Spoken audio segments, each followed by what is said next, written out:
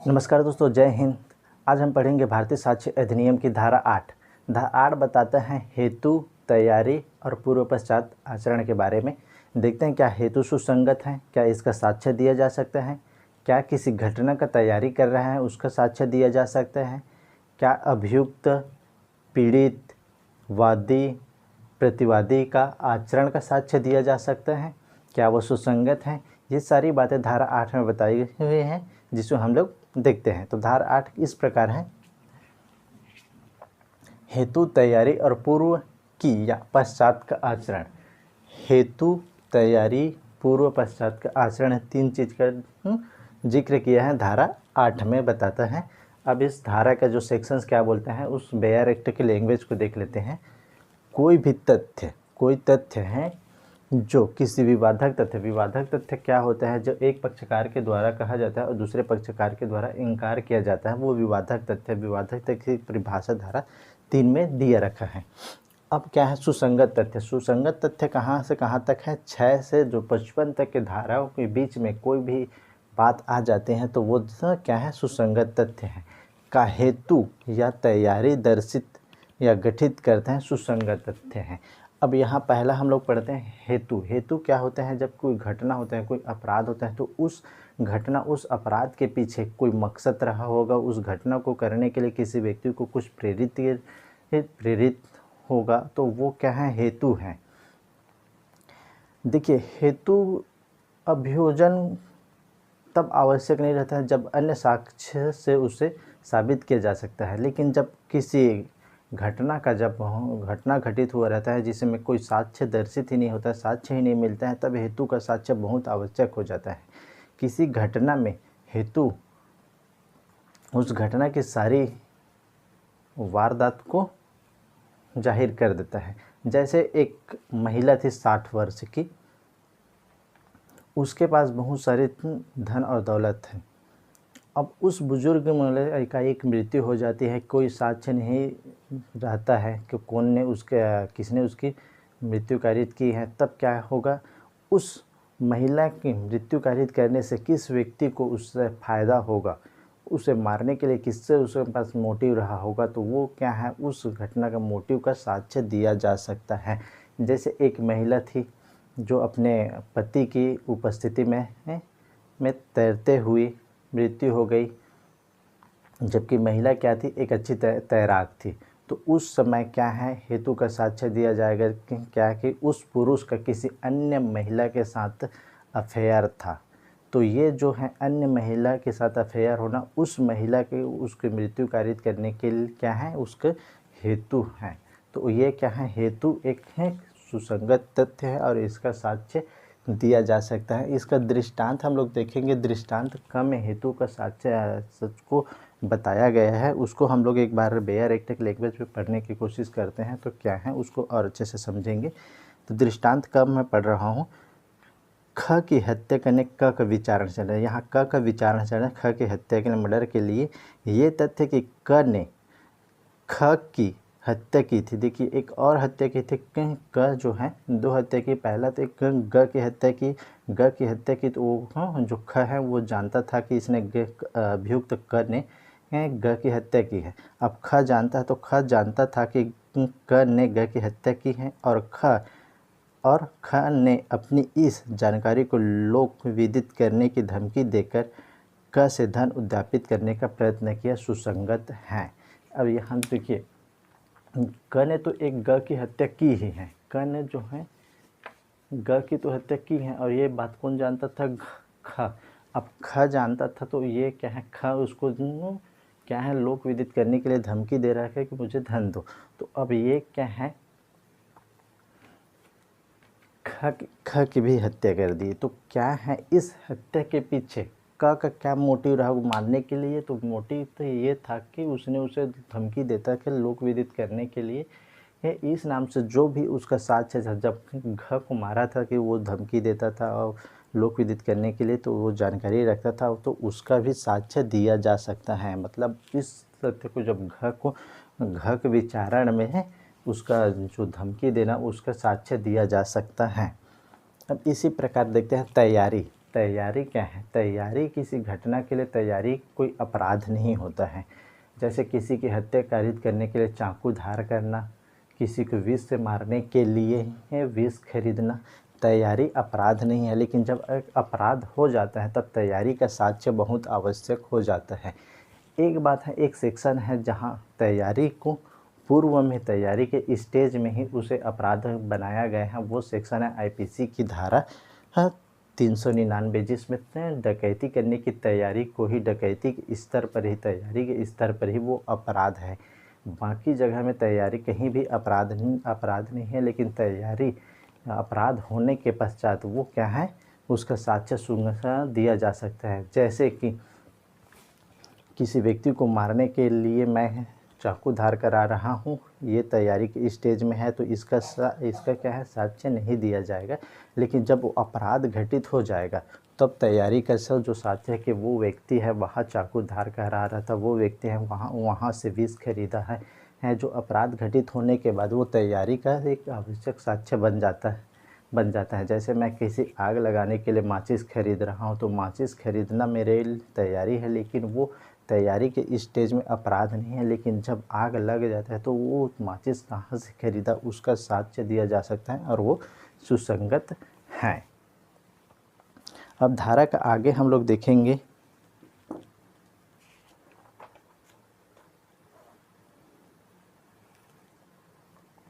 अब धारा के आगे जो पैराग्राफ है उसको हम लोग देखते हैं। पैराग्राफ, नेक्स्ट पैराग्राफ में देखते हैं क्या है।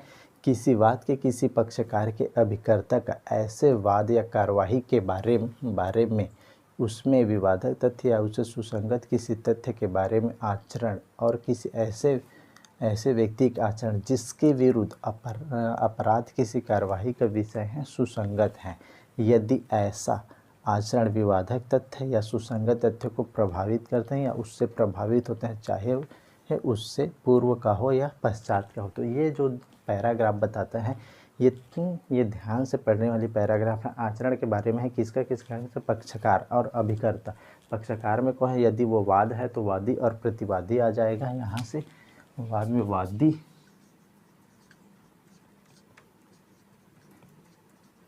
प्रतिवादी, और यही कार्यवाही जो है अभियुक्त के विरुद्ध हो रहा है तो अभियुक्त आ जाएगा। देखिए ध्यान से, तो किसी बात की किसी पक्षकार के अभिकर्ता, पक्षकार भी आ जाएगा और अभिकर्ता का भी उसकी आचरण सुसंगत है। वाद की कार्यवाही वाद या कार्यवाही के बारे में उसमें विवादक तथ्य या उससे सुसंगत तथ्य, विवादक तथ्य और सुसंगत तथ्य, किसी तथ्य के बारे में आचरण, उसकी आचरण, तो वादी, प्रतिवादी या अभियुक्त का आचरण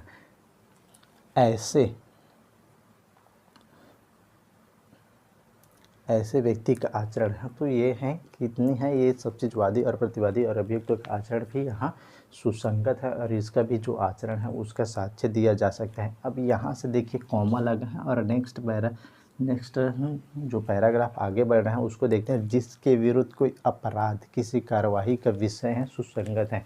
मतलब क्या है, जब अभियुक्त कोई अपराध करता है तो उसको क्या बोलते हैं, जिसके विरुद्ध अपराध किया जा सकता है। जैसे किसी की हत्या कारित हो जाए तो जो हत्या कारित हुआ वो पीड़ित पक्षकार हो जाएगा।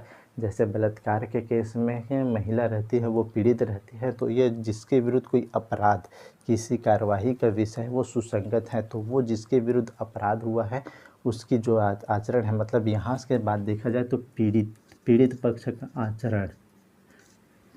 का आचरण भी सुसंगत है। यदि आचरण विवादक तथ्य या सुसंगत तथ्यों को प्रभावित करता है या उससे प्रभावित होता है, चाहे उससे पूर्व का हो या पश्चात हो, तो ये भी जो पीड़ित का आचरण है वो भी सुसंगत है। और इस केस में एक पीड़ित के आचरण के बारे में एक फेमस केस है, क्वींस इम्प्रेस बनाम अब्दुल्ला। इस केस में क्या हुआ था, एक दुलारी नाम की महिला थी जिसमें अभियुक्त के द्वारा उसकी गला को रेत कर काट कर रेजर से उसकी हत्या करने का प्रयास किया गया था। हत्या उस समय हुआ था जब वो घर में अकेली सो रही थी। लगभग 5 बजे सुबह की बात है। अंधेरा, मतलब रोशनी इतनी थी कि अभियुक्त को पहचाना जा सकता था। जब पीड़िता को थाना ले जाएगा, थाना से हॉस्पिटल ले जाया गया था, उस समय वो बोलने की स्थिति में नहीं थी, न ही सिर हिला डुला सकती थी। इस नाम से उसकी पीड़िता की जो है बयान लेखबद्ध करने के लिए उसके हाथ से इशारे से लेखबद्ध किया गया। जिला मजिस्ट्रेट के द्वारा जब जो बयान लिखने वाला अधिकारी था उसके द्वारा बहुत सारे व्यक्ति के नाम लिए गए कि क्या कौन से व्यक्ति ने आपके साथ घटना कारित किया गया है।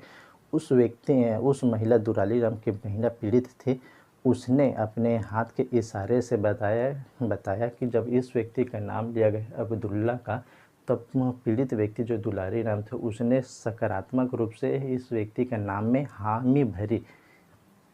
तो जो है ये पीड़ित व्यक्ति का आचरण है, इसमें ये सुसंगत है। ये बहुत सारे इसमें न्यायाधीशों में मतभेद हैं तो इसमें एक न्यायाधीश जो है महमूद ने धारा 8 में इस जो है केस में पीड़िता की आचरण को सुसंगत मानते हुए यहाँ माना है। तो ये है जो नेक्स्ट पैराग्राफ है, इसमें तीन व्यक्ति का आचरण को सुसंगत घोषित किया गया है। एक वादी है, प्रतिवादी है, अभियुक्त है और पीड़ित व्यक्ति का आचरण सुसंगत है। तो पीड़ित व्यक्ति का आचरण में देखिए क्वींस इम्प्रेस ब्राह्म अब्दुल्ला का केस है। अब जो इस धारा में जो स्पष्टीकरण दिया हुआ है उसको देखने के प्रयास करेंगे। क्या है, इस धारा को ध्यान से पढ़िएगा ना, बहुत कुछ है इस धारा में।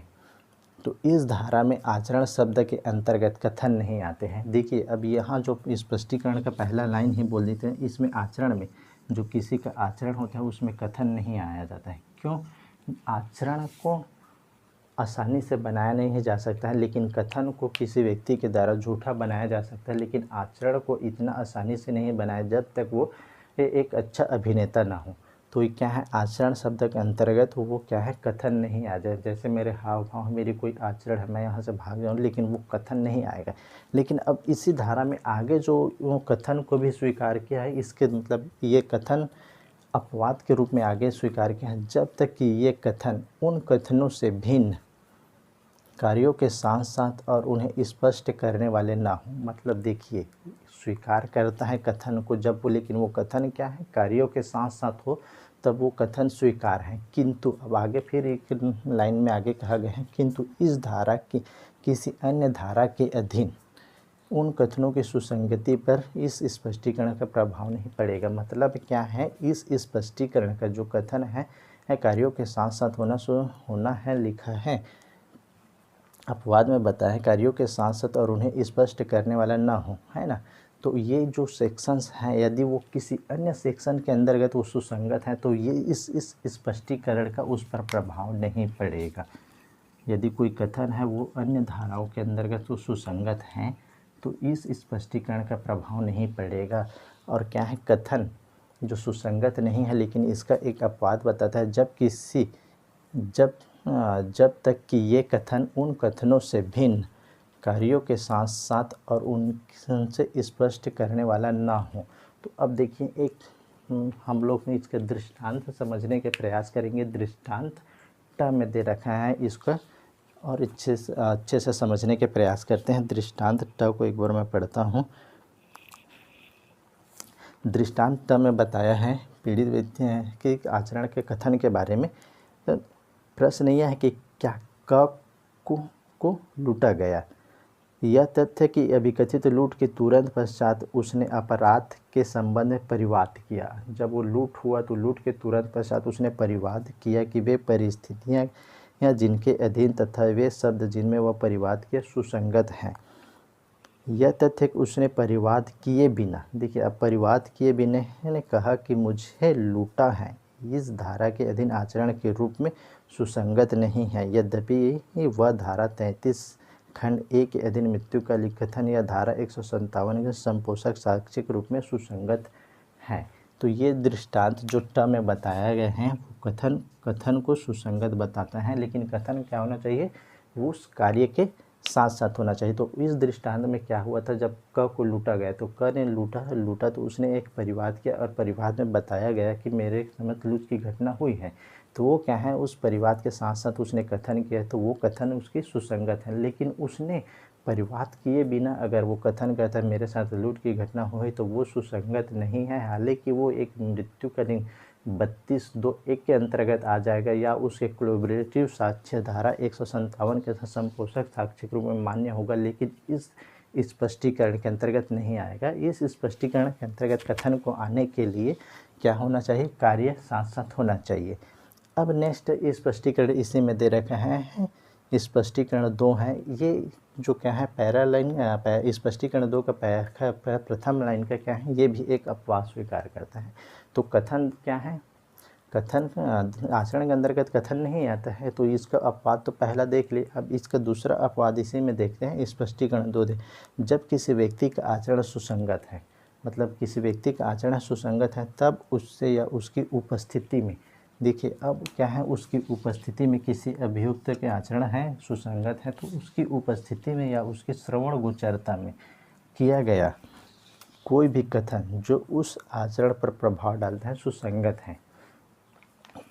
इसको एक दृष्टांत समझते हैं और फिर आगे चर्चा करेंगे। दृष्टांत च को एक बार पढ़ लेते हैं, उसमें क्या बोला है, फिर आगे हम लोग उसमें समझने के प्रयास करेंगे। दृष्टांत च बताता है, प्रश्न यह है कि क्या क ने ख को लूटा। देखिए क ने ख को लूटा, ये तथ्य कि ख के लूटे जाने के पश्चात ग ने, अब ख का जो अभियुक्त है उसने तो लूट लिया किसको, ख को। अब ग ने क की उपस्थिति, अभियुक्त की उपस्थिति में कहा कि ख को लूटने वाले आदमी को खोजने के लिए पुलिस आ रही है। अब देखिए यहाँ जो ग है और ख जो अभियुक्त है खड़ा है, उसने बताया कि जिस व्यक्ति को लूटा है उस व्यक्ति को लूट कारित किया है, उस व्यक्ति को खोजने के लिए पुलिस आ रही है।